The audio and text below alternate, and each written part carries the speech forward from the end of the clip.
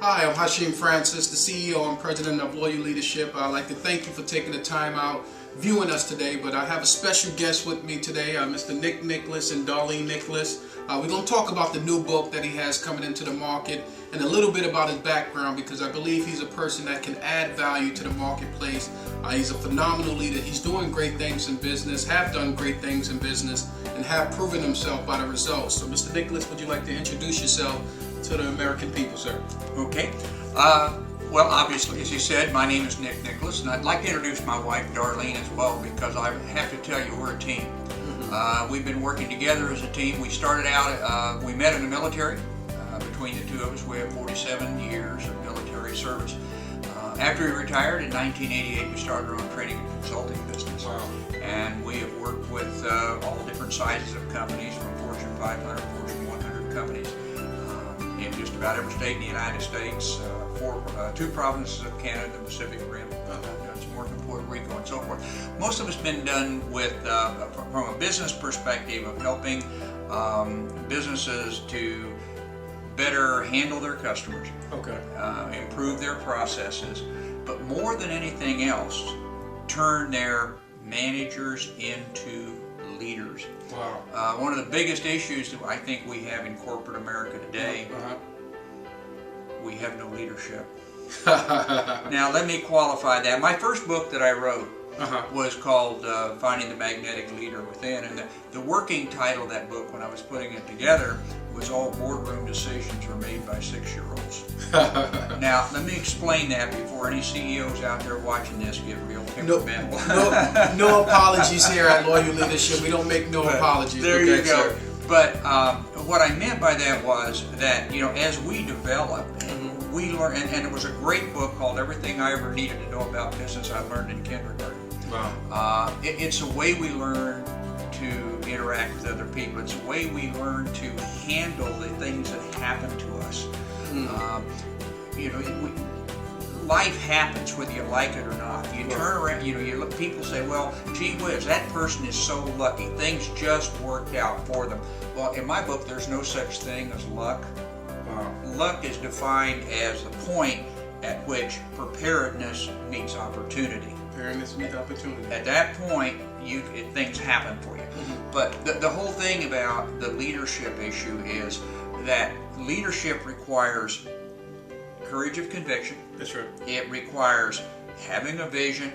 It requires taking responsibility, being accountable for everything that you do, and being willing to hold those in your organization at every level of leadership, holding them accountable and holding them responsible. You know, the new book, you know, Where the Hell Did America Go? One of the things that went is the whole concept of accountability and responsibility. That's right. When I first retired from the Army, people have asked me, you know, what was the roughest year, what was the roughest time you had when you retired? And I have to tell you, it's my first year. Wow. Because we came out of the military, structured, you know, where everybody at every level took accountability and were responsible for what they did. You come out here, and I start working with all these different organizations, and the first thing I learned, nobody's in charge, and nobody's going to take responsibility for anything that happens, and you can't find anybody to stand on something and be accountable for what they did. Let me ask you a question. Many different viewers get different calls about people send emails to the company, want to know the key factor in leadership, because we think we teach on experience. You can't read about leadership in a book. You can read hundreds of books on leadership. It still doesn't make you an effective leader. What type of strategies could someone put into place to bring that structure into an organization to be an effective leader?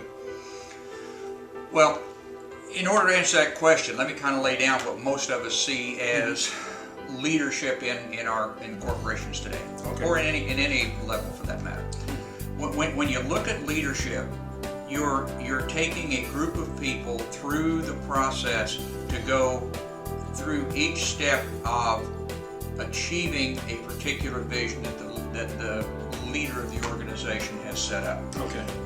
We go to planning meetings. You know, we have our off-site planning retreats. We do all of that. We have our weekly or monthly managers meetings where everybody gets together.